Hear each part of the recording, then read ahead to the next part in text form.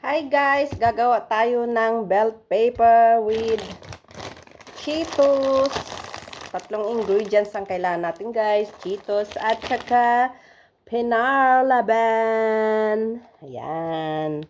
So, ito naman ang ating belt paper. Yellow let belt paper. So, tanggalin muna natin ang kanyang seeds. Ayan guys, natanggal na natin ang kanyang buto. Pero nagkamali ako kasi nabutas siya. Hindi to red guys, pero mamaya gagawin namin ulit ito para doon sa aking niece. So, itong yellow is for me. So, lalagyan daw guys ng maraming laban, cheese. So, ayan na nga guys, lalagyan na natin sa ilalim ng maraming cheese, laban. Labna. First time kong gagawin ito guys. So, samahan nyo ako. Marami daw. Yan guys. Then, saan naman natin itong Cheetos. Cheetos crunchy. So, ilalagay natin doon sa ilalim. Maglagay lang ako guys ng 5 piraso. Nagputol pa. Yan. Hindi lang 5 piraso guys. Dagdagan natin. So, ayan. Let's try.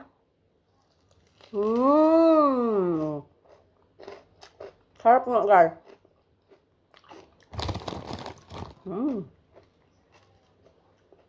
Sarap.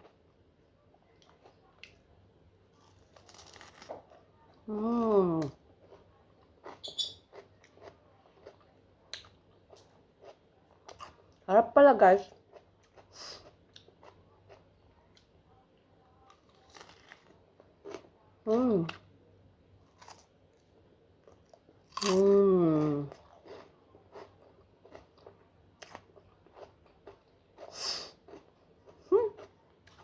Lord, it does. It's nice.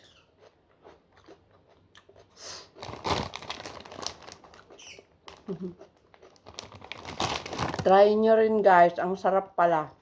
Promise.